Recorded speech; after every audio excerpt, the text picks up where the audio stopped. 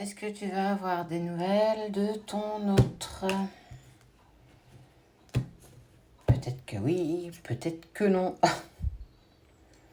Eh bien écoute, on te parle bien d'un message. Allez, on regarde quand, comment et pourquoi. Parce qu'il a de la culpabilité de ne pas être en contact avec toi. On voit que votre lien est protégé. On est toujours sur cette énergie. Mais on ressent que ton autre a quand même de plus en plus de culpabilité et souhaite peut-être te demander pardon. Pardon pour mon éloignement, pardon pour mon silence. En tout cas, il y a bien cette envie de vouloir t'envoyer un message. Ceci dit, va-t-il ou va-t-elle le faire? That is the question. Je parle très bien anglais. En tout cas, on voit bien que la question se pose. Donc, il est déjà dans la réflexion de se dire, est-ce que, du coup, je vais lui envoyer un message? Est-ce qu'il ou elle va pas s'emballer encore une fois? Parce que nous, bons chasseurs que nous sommes, on adore s'emballer pour un petit message. Alors, pour le coup, il pousse le pour et le contre. Il sait. Il sait pour vous. Il sait votre lien. Il sait ce qui vous unit. En tout cas, il en a de plus en plus conscience. Mais est-ce que c'est le moment? Est-ce que c'est maintenant que nous devons reprendre contact? Est-ce que tu seras capable d'apprécier ce message aussi simple soit-il? Ou vas-tu peut-être encore t'emballer en te disant que ça y est, c'est bon, tout est beau, tout est magnifique? En tout cas, ce qui est sûr, c'est qu'il y a véritablement cette prise de communication, mais en tout cas, on voit, ça y est, on est lancé, on est peut-être pour certains dans un prémisse de retrouvailles. Ceci dit, il a eu quand même ce besoin d'avancer tout seul, de mettre en place certaines choses dans sa vie et qu'il a dû, c'est ça qu'il faut que tu entendes, il a dû te garder à distance pour pouvoir placer ses pions sur son échiquier.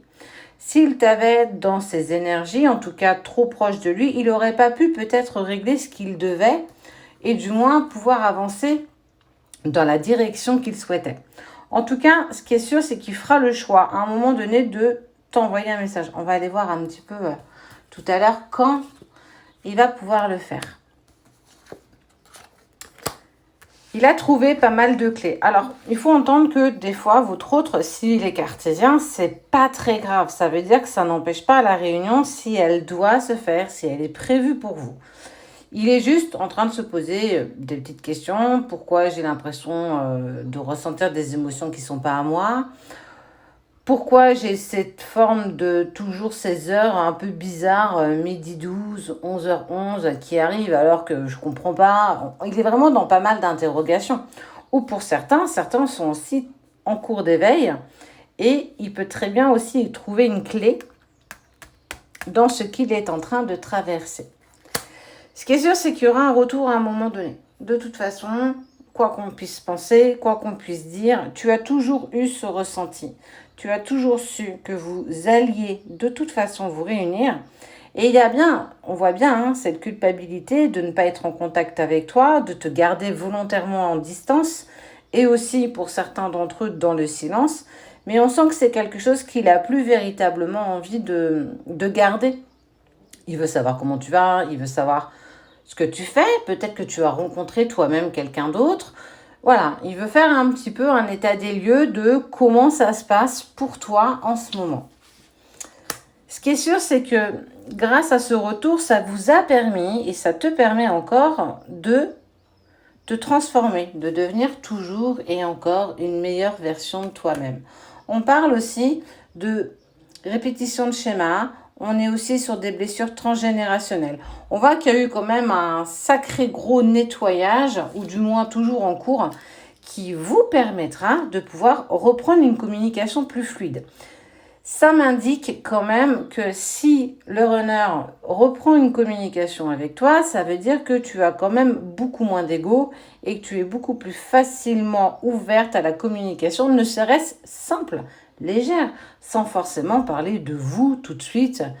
On est vraiment sur je prends conscience des choses. Au cours de cette conversation, il y aura le posage de vos limites, de ses limites, des tiennes, mais aussi pouvoir établir des compromis. Donc, il faudra que tu sois ouverte ou ouvert à la communication, ce que tu seras. Pour le coup, je suis pas inquiète véritablement de ça. Il vous faudra être sincère, toi aussi, peut-être exprimer là où tu en es. Est-ce que tu es prête ou prêt à vivre cette relation au jour d'aujourd'hui? Ou est-ce que tu as toi aussi encore besoin de temps pour mettre des choses en place, mettre des choses à plat, poser tes pions toi-même sur ton échiquier? Voilà, on est on pose les limites. Je trouve ça plutôt bien. Ça veut dire qu'on est aussi dans le respect de l'autre et qu'on va ensemble vers une communication. Ce qui est fou, c'est que tu as toujours su. En fait, au début, tu as pu douter, tu as pu même douter il y a peu de temps, mais ton intuition, tes ressentis, tout ce que tu as pu ressentir jusqu'ici, ça t'a toujours mené. Ça veut dire que ça a toujours été ton fil conducteur. Malgré ton ego, malgré ta colère, malgré tes douleurs, de toute façon, tu as toujours su. Donc, on va voir quand est-ce qu'il y a prise de communication entre vous deux. Eh bien, écoute, on pourrait être vers le 20 juin. Donc, garde ça en mémoire, peut-être pas totalement la date, mais ce qui est sûr, c'est que pour certains d'entre vous, je dis bien certains, vous allez vers une reprise de communication de la personne de votre cœur.